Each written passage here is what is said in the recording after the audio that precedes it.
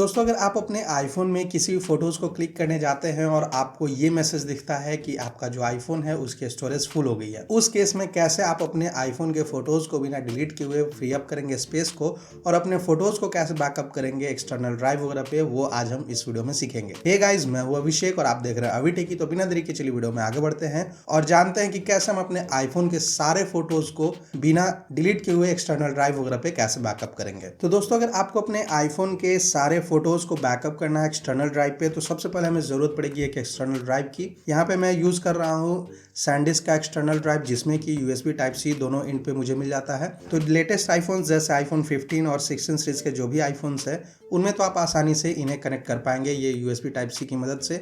Simply आपको plug करना है यहाँ पे चार्जिंग जो सॉकेट है या फिर जो फाइल ट्रांसफर के लिए जो यहाँ चार्जिंग पोर्ट मिलता है हमें, उसमें आपको यहाँ पे सिंपली से कनेक्ट करना है कुछ इस तरह से। और कनेक्ट करने के बाद आप आसानी से यहाँ पे अपने फाइल्स को एक्सेस कर पाएंगे या फिर जो एक्सटर्नल ड्राइव है उसे एक्सेस कर पाएंगे। एक्सेस करने के लिए दोस्तों आपको फाइल्स ऐप में जाना है और यहाँ पे आप कुछ इस तरह से लेआउट देखेंगे। तो यहाँ ब्राउज पे आपको टैप करना है और टैप करने के बाद थोड़ा देर इंतजार करिए और यहाँ पे आपका ये जो एक्सटर्नल SSD है वो यहाँ पे शो होना शुरू हो जाएगा। लेकिन दोस्तों जब तक ये कनेक्ट होता है हमारे आईफोन में और ये SSD शो करता है, तब तक हम दूसरे एस्पेक्ट पे बात कर लेते हैं। अगर दोस्तों आपके पास एक्सटर्नल SSD है या फिर मतलब कोई भी ड्राइव जिसमें कि USB टाइप C है, तो आप आसानी से कनेक्ट कर पाएंगे लेटेस्ट आईफोन्स में। लेकिन ओल्डर आईफोन्स में आप कैसे करेंगे, या फिर अगर आपके पास कुछ ऐसा एक्सटर्नल ड्राइव है जिसमें कि आपको ये USB 3.0 या फिर 2.0 देखने को मिलता है, तो ऐसे में आप ये कैसे कनेक्ट करेंगे वो भी हम बात करेंगे दोस्तों। तो जैसा कि देख सकते हैं दोस्तों, मेरा यहाँ पे सैंडिस्क 1 TB मेरा जो ड्राइव है वो शो होना शुरू हो गया है। अब मुझे कोई भी फोटोज को जिसे कि बैकअप करना है मल्टीपल फोटोज वगैरह को, तो ओल्डर फोटोज को मैं क्या करूंगा कि फोटोज में जाऊंगा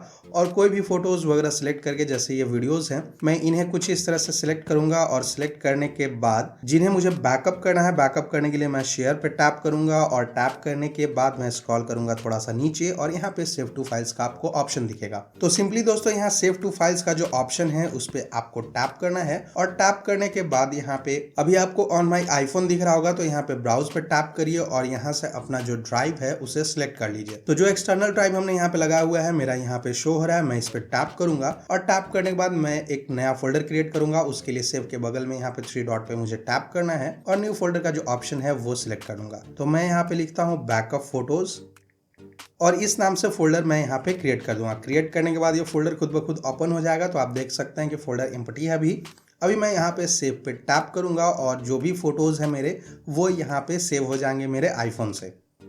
अब जो भी फोटोज़ मैंने यहाँ पे ट्रांसफ़र किए वो मैं एक बार आपको चेक करके दिखा देता हूँ। पहले मेक श्योर कर लेना है कि सारे फाइल्स आपके कॉपी हो गए। तो जैसे मैं यहाँ फाइल्स में आऊँगा और उसके बाद फिर ये ड्राइव में जाने के बाद बैकअप फोटो में जाऊँगा, जो फोल्डर मैंने अभी क्रिएट किया हुआ है, और उसके बाद यहाँ पे मैं देखूंगा कि ये जो वीडियोज़ हैं या फिर जो फाइल्स हैं, जो फोटोज़ हैं, वो सारे यहाँ पे कॉपी हो गए।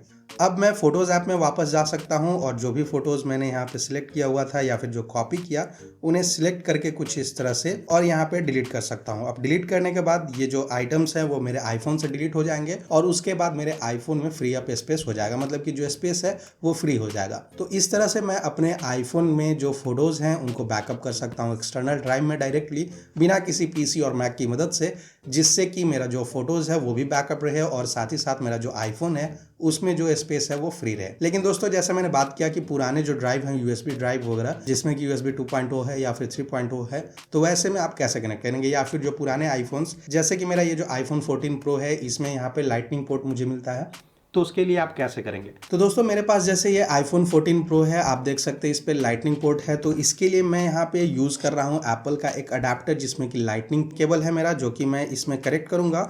और साथ ही दोस्तों आप ध्यान देंगे यहाँ पे कि एक मुझे USB पोर्ट मिल जाता है और साथ ही साथ यहाँ पे लाइटनिंग चार्जिंग का ऑप्शन मिल जाता है। तो सिंपली मैं क्या करूँगा दोस्तों कि ये जो USB 3.0 या फिर 2.0 वाला जो पोर्ट है मैं यहाँ पे इसमें कनेक्ट करूँगा कुछ इस तरह से।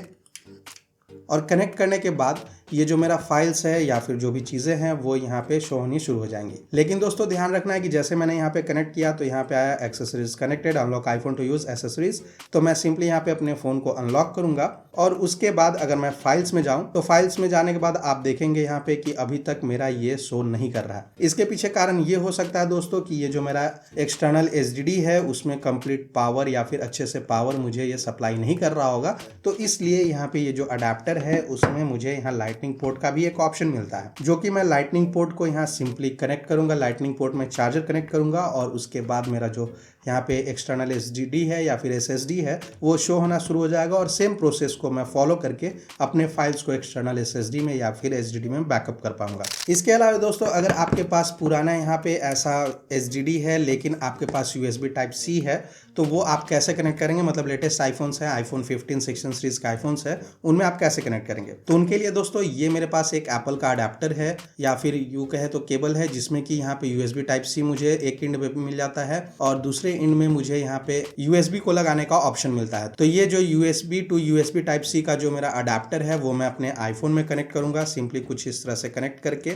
और उसके बाद मैं इसे कनेक्ट कर दूंगा अपने आईफोन में और मेरे जो फाइल्स हैं वो यहाँ पे शेयर होने शुरू हो जाएंगे। मतलब कि जो मेरा एक्सटर्नल ड्राइव है वो यहाँ पे शो होना शुरू हो जाएगा और मैं आसानी से फाइल्स को ट्रांसफर कर पाऊंगा। ये जो अडेप्टर्स हैं दोस्तों, ये दोनों अडेप्टर्स एप्पल की तरफ से हैं, तो ये काफ़ी महंगे मिलते हैं, लेकिन इसका एक चीपर वर्जन भी आपको मिल जाएगा मार्केट में। कुछ इस तरह से यहाँ पे अडेप्टर मिलता है, ये आप अडेप्टर परचेज कर सकते हैं अपने लिए और उसके बाद इसमें कनेक्ट करके अपने फाइल्स को ट्रांसफर कर पाएंगे या फिर बैकअप कर पाएंगे अपने फोटोज़ को एक्सटर्नल ड्राइव वगैरह में। तो इसके लिए मैंने लिंक दे दिया डिस्क्रिप्शन में, आप चाहे तो ये भी परचेज कर सकते हैं या फिर आप ये जो अडेप्टर है वो भी आप परचेज कर सकते हैं और अपने फाइल्स को बैकअप कर पाएंगे, फोटोज को बैकअप कर पाएंगे एक्सटर्नल ड्राइव में। दोस्तों मैं उम्मीद करता हूँ ये जो ट्यूटोरियल है आपके लिए काफ़ी हेल्पफुल है। वैसे ऐसी मजेदार टिप्स और ट्रिक्स रिलेटेड वीडियोज़ के लिए, ट्यूटोरियल के लिए अभी टेकी को सब्सक्राइब करना ना भूलें।